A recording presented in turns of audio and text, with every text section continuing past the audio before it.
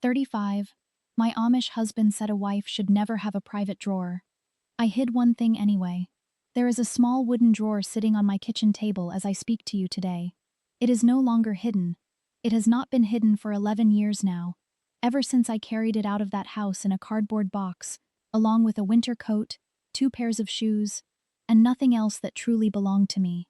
The drawer itself is plain, pine, about the length of my forearm, with a simple brass pull that has gone dull from handling. If you passed it at a yard sale, you would not stop. You would not look twice. It looks like the kind of thing someone keeps rubber bands in, or spare buttons, or the small forgotten hardware from a piece of furniture that no longer exists. But I have kept it on every table I have owned since the day I left, and every morning when I sit down with my coffee, I look at it, and I think about what it cost me to keep one ordinary thing private in a house where I was told that privacy itself was a form of disobedience. I was 22 years old when I married Eli Graber. I am 53 now. And this is the story of what I kept in that drawer, why he was so afraid of it, and what I only understood long after the damage was already complete. In the community where I grew up, in a district tucked into the low hills of eastern Ohio, a woman's worth was measured partly by how open her life was to those who led her. Open to her father before marriage. Open to her husband after. Open to the bishop always. The idea was not stated cruelly. It was framed as protection. A woman who had nothing to hide, had nothing to fear from transparency. A woman whose heart was correctly ordered, welcomed the accountability of those placed above her. I believed that for a long time. I want to be honest about that. I was not a reluctant participant in the life I was raised toward. I had seen my mother build something real inside those boundaries.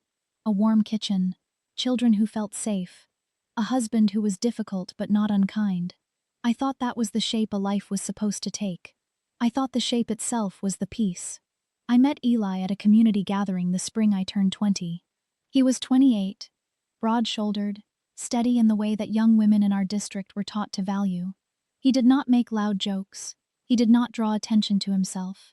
He helped an older man carry a bench without being asked. And I noticed that. And I thought it meant something about his character. It did mean something. I just did not yet understand what it meant completely. We were married 14 months later, in October, in the traditional way. I moved into the house his father had built on a parcel of land, at the edge of the Graber family property.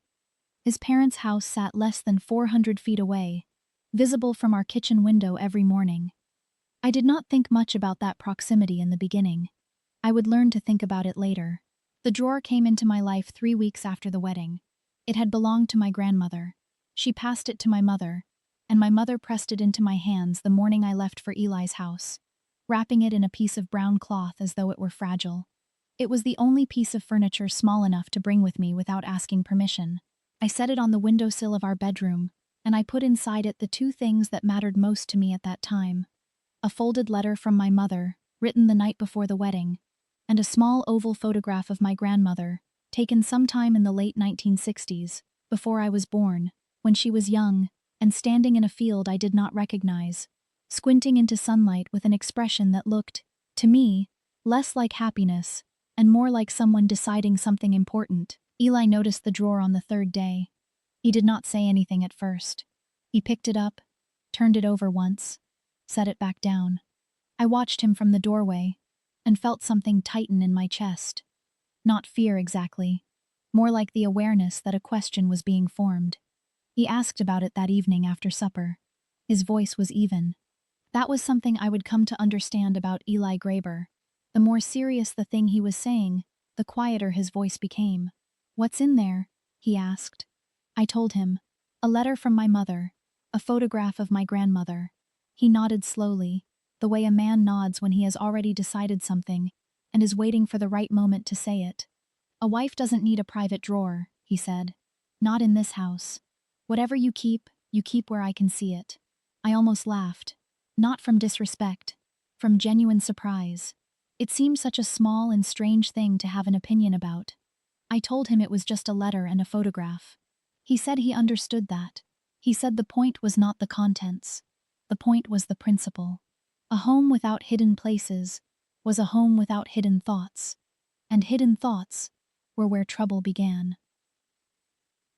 I thought about my mother's warm kitchen. I thought about the shape a life was supposed to take. I moved the letter and the photograph to the top of the dresser where anyone could see them, and I put the drawer in the back of the closet, and I told myself it was not worth a disagreement over something so small. That was the first time the drawer disappeared from my life. It would not be the last. The rule about the drawer turned out not to be a singular rule. I understand that now, in a way I could not understand it then, because when you are inside a pattern, each instruction appears to arrive independently, as its own reasonable adjustment. It is only from the outside, or from a great distance of years, that the shape becomes visible. Over the first 18 months of our marriage, I learned the following things about how our household was ordered. I was not to correspond with anyone outside the community without Eli reading the letter first. I was not to spend time alone with women from other districts, even Amish women, without his knowledge of the visit's purpose.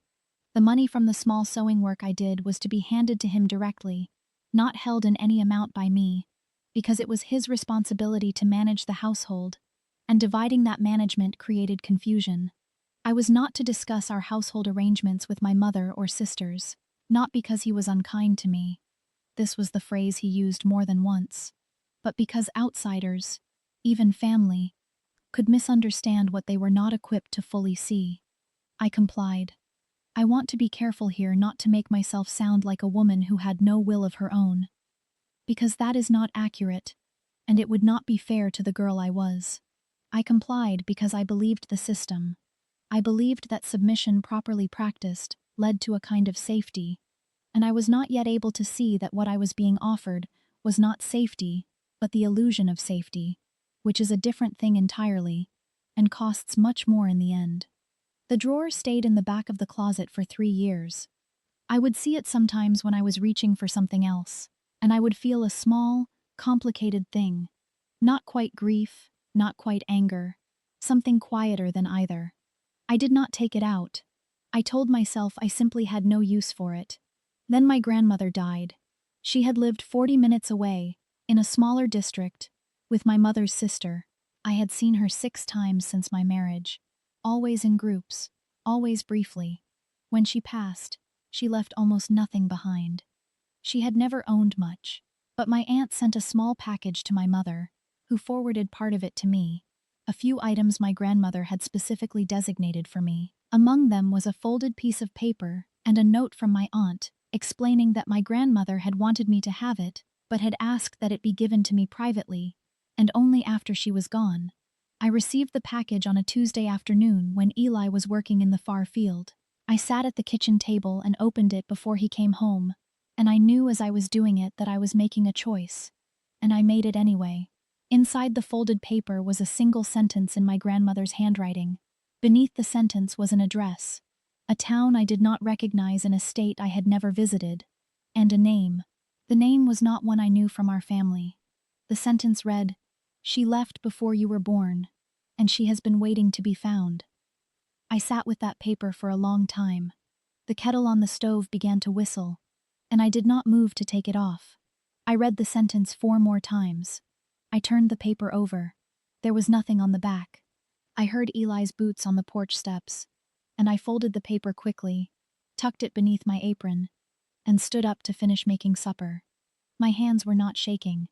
I remember being almost surprised by that, by how steady I was. It was as though something in me had been expecting this, had been waiting for exactly this kind of thing, even though I could not have told you what this kind of thing was. That night, I took the drawer out of the closet.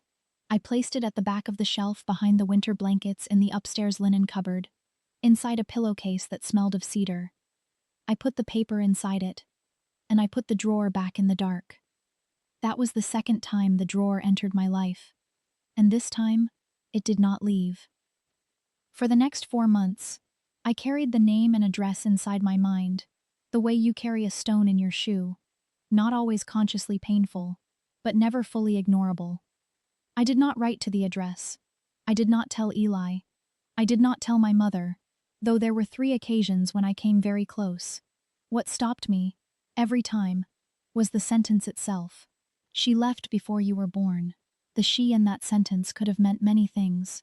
I made a list of them in my head at night, lying beside Eli in the dark, listening to the sound of the house settling around me, a relative who had left the community, an aunt I had never been told about, a woman connected to someone else in my family.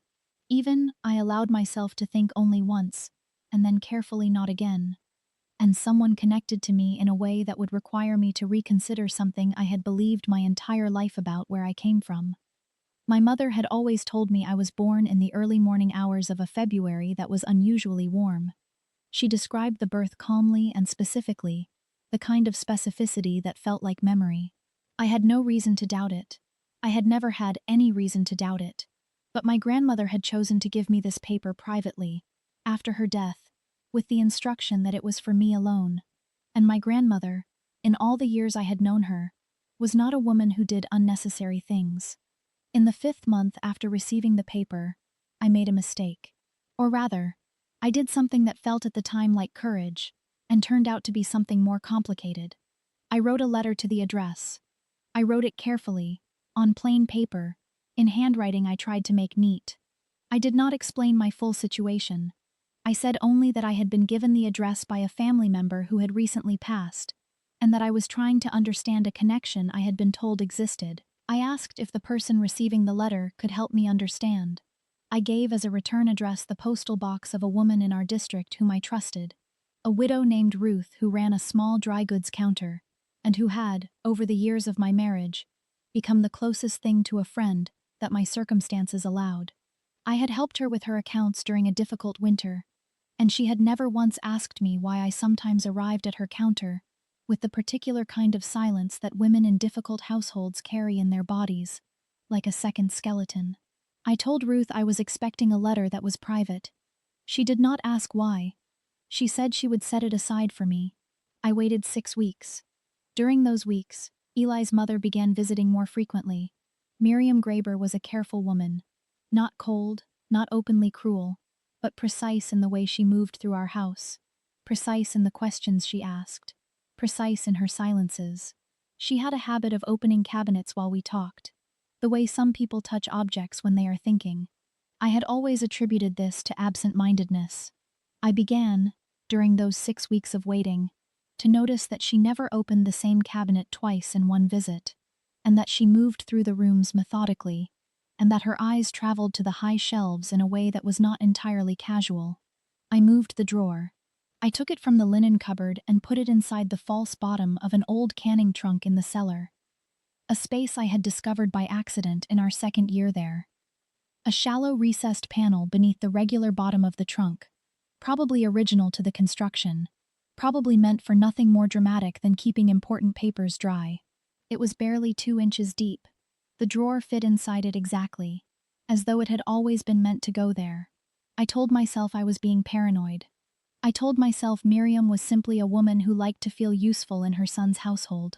I told myself the drawer and its contents were a private matter that concerned no one, and threatened nothing. Then Ruth found me at the dry goods counter on a Thursday morning in March, and pressed a small envelope into my hands between 2 boxes of sewing notions, without looking at my face, without saying a word. The letter was 2 pages long, written in a hand that was careful and slightly formal. The handwriting of someone who had learned to write as an adult rather than a child. The woman who wrote it said her name was Clara. She said she had been waiting for a long time to hear from someone in my family, that she had written twice herself, years ago, to an address she had been given, and had received no response. She said she did not want to cause pain. She said she understood that some things were kept buried, for reasons that made sense to the people doing the burying, and then she told me who she was. She was my mother's eldest daughter, not my sister, not one of the 3 sisters I had grown up beside. She was older than all of us.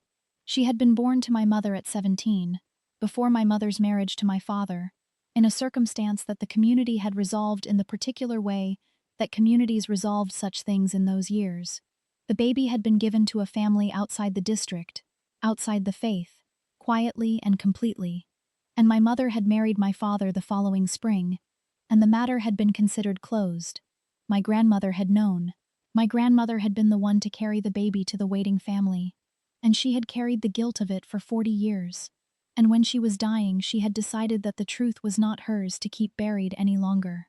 She had given the address to me, not to my mother, not to any of the others, because she believed, she had written in a separate note to Clara, that I was the one in the family who would know what to do with it gently.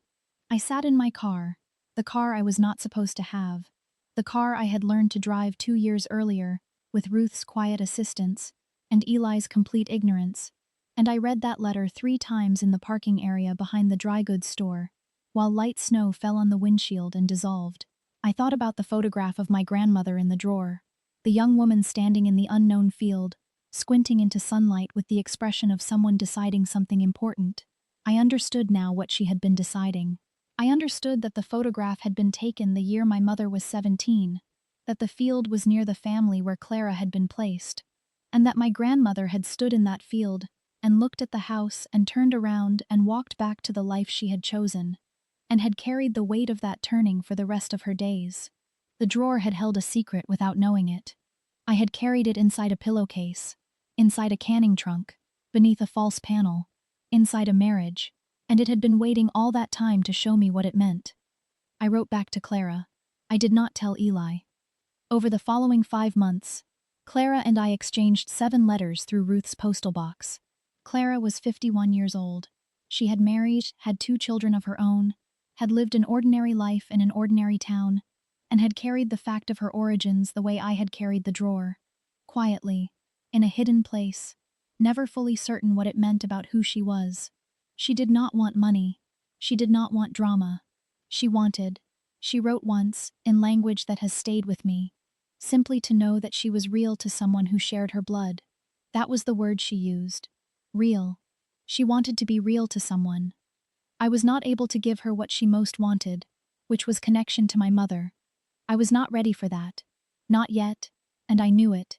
And I told her honestly that I needed time. She said she understood. She said she had already waited this long. What I did do, in the November of that year, was tell Eli the truth. Not all of it. I told him I had received something from my grandmother that I had kept private. I told him it concerned a family matter of some sensitivity, and I had been working out how to address it. I told him about the drawer. His response was not what I had expected, which is to say, it was not loud. He went very still. He asked me where the drawer was. I told him. He asked me to bring it to him. I went to the cellar. I lifted the panel in the canning trunk. I carried the drawer upstairs and set it on the kitchen table, and I put Clara's letters inside it, and I sat across from my husband in the kitchen of his father's house, and I watched him read them. He read every one. He set them down in a neat stack. He looked at me for a long time with an expression I had never seen on his face before. Not anger, or not only anger, but something underneath the anger that looked, if I am being accurate, like fear. You had a car, he said. Yes, I said. You had a postal arrangement. Yes. You conducted this entire correspondence without telling me. Yes. He picked up the photograph of my grandmother and looked at it for a long time, and then he set it back in the drawer, and he closed it. I'll speak to the bishop on Sunday, he said. He did not raise his voice once. That was the last conversation of any real substance we had for 4 months. The bishop's involvement changed the shape of things, in the way that such involvements tend to, not resolving the problem so much as formalizing it. I was counseled about transparency within marriage.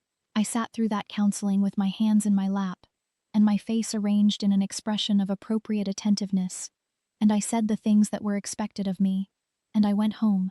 And that night I went to the cellar, and I retrieved the drawer, and I brought it upstairs, and I kept it on the kitchen windowsill where Eli could see it. He never looked inside it again. I think he believed by then that its presence there meant his authority had been restored. I think he needed to believe that. What he did not know, what I had not told the bishop, and what I did not tell Eli, was that I had already written one final letter to Clara before the counseling session. I had written it knowing it might be my last opportunity for a long while. I had told her the full shape of my situation.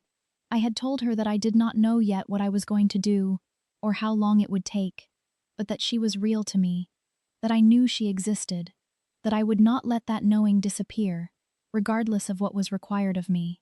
That letter was the last thing I put in the drawer before it became visible again. And the drawer sat on the windowsill for 3 more years, in plain sight, holding Clara's letters and my grandmother's photograph, and my mother's wedding eve note, while I worked out what I was going to do. I left in October, 11 years ago. I was 42 years old, which is older than most people imagine when they picture a woman leaving a marriage like mine. I did not leave in a dramatic way. I did not leave in the night. I left on a Wednesday afternoon with Eli at the far field, and Miriam at her own house. And I took what fit in a cardboard box, and I drove Ruth's car. She had given me use of it and asked nothing about the destination. To a town 40 miles away, where a women's resource organization had a small transitional house. And I sat in their intake room, and answered their questions, and accepted a cup of coffee from a woman who did not once, in the entire conversation, use the word obedience. I did not take much. I took the drawer. I found Clara 6 weeks later. We met in person for the first time in the parking lot of a diner, in a town equidistant between where she lived and where I was staying. She was small and dark-haired, like my mother, with my grandmother's habit of tilting her head slightly when she was thinking. We sat across from each other for 3 hours and talked, and when we finally walked out into the cold afternoon, she reached over and took my hand briefly, the way a person does when they are afraid to do too much and afraid to do too little. I showed her the drawer. I told her everything it had held. She held the photograph of our grandmother for a long time without saying anything, and when she handed it back, her eyes were wet, but she was not crying exactly. She was doing what our grandmother had done in the field, standing very still and deciding something. I have spoken to Clara on the telephone every few weeks since then. My mother knows. Now. That conversation took place 2 years after I left, and it was one of the harder days of my life. And it did not go simply, and I will not tell you that everything was resolved or repaired in any clean or satisfying way. My mother cried, and she asked how I had known. I told her about the drawer, and about the sentence in my grandmother's handwriting, and about the address in the unknown town. She was quiet for a long time. "Your grandmother always said you were the careful one," she said finally. I did not know what to do with that, so I just held the phone and let the silence sit between us until it became something slightly softer than pain. The drawer is on my table, as I finish telling you this. I take my coffee every morning and I look at it, and I think about the word my husband used, principle. He said the point was not the contents but the principle. A home without hidden places was a home without hidden thoughts. He was not entirely wrong. There was a hidden thought in that drawer. It was the thought that I was a person whose inner life was worth protecting, whose questions were worth pursuing, whose blood connections were worth knowing even when they were inconvenient and complicated, and threatening to the version of the family story that certain people needed to remain intact. He was afraid of that thought. I understand that now without requiring that understanding to make what he did acceptable. Fear does not excuse the thing it leads to. It only explains it, which is different and smaller. My grandmother stood in a field 60 years ago and looked at a house and turned away, and she carried that turning for the rest of her life, and in the end she trusted a small pine drawer and one carefully folded sentence to carry the truth further than she could carry it herself. I kept one thing anyway. It turns out that was enough.